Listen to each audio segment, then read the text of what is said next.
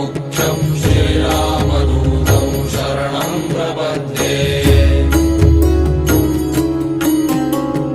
मनोजवं मारुततुल्यवेगं जितेन्द्रियं बुद्धिमतां वरिष्ठं वातात्मजं वानरयूथमुख्यं श्रीरामदूतं शरणं